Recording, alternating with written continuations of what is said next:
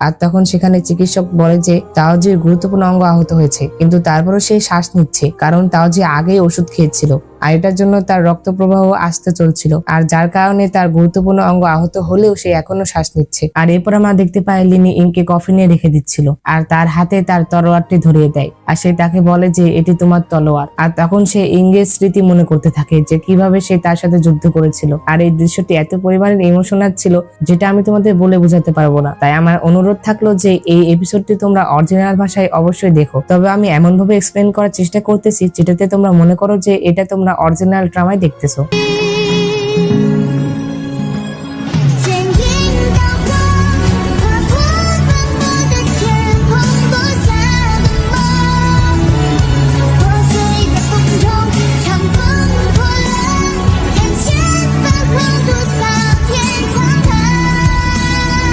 আর অন্যদিকে আমরা কাউন্সিলর গুকে দেখতে পাই, সে জিউসুর সৈন্যকে নিয়ে মহারাজের সাথে ছিল।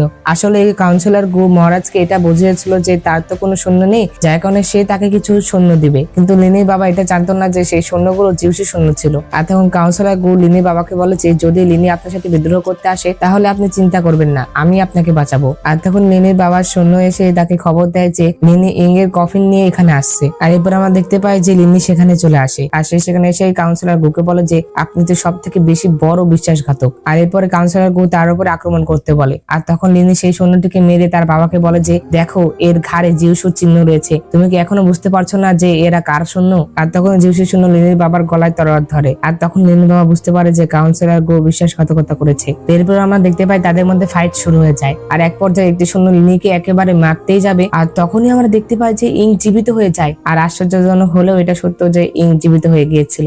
আর এরপরে ইং কফিন থেকে উঠে তাদের সাথে ফাইট করতে থাকে। আর ইংকে ফাইট করতে দেখে লিনি তো অনেক অবাক হয়েছিল, কিন্তু সে তখন আর কিছু বলে না, সে শুধুমাত্র ফাইট করতে থাকে। আর এক পর্যায়ে তো আমরা ভেবে নিয়েছিলাম যে ইং তো মারাই গিয়েছে। আর আমি যখন এই ড্রামাটি প্রথম দেখি তখন আমি এটি দেখে অনেক কষ্ট পাই। আসলে আমিও ভাবতেও পারিনি যে ইং মারা যাবে। আবার যখন ইং আবারও জীবিত হয়েছিল তখন এটা দেখে আমিও অনেক অবাক হয়ে গেছিলাম, কারণ ড্রামার নায়িকায় যদি মারা যায় তাহলে এটা কেমন ড্রামা হলো। তো এরপরে তারা দুজন মিলে ফাইট করছিল, আর ফাইটের এক পর্যায়ে তারা দুজনেই কাউন্সিলর গুকে মেরে ফেলে। আর এরপরে আমরা লিনি আর ইংকে একসাথে বসে থাকতে দেখতে পাই। তখন লিনি ইংকে বলে যে আমি কি এটা স্বপ্ন দেখছি? আর তখন ইং লিনিকে কিস করে আর তাকে বলে যে দেখো এটা স্বপ্ন নয়। আর এখানে আমি তোমাদের একটা কথা বলে রাখি যে ইং কিভাবে জীবিত হয়েছিল এটা আমাদের বলা হয় না, আর ড্রামাতে তো এটার কোনো রিজনই আমাদের বলা হয় না যে ইং কিভাবে জীবিত হলো। তো এরপর আমরা তাদের কিছু রোমান্টিক সিন দেখতে পাই।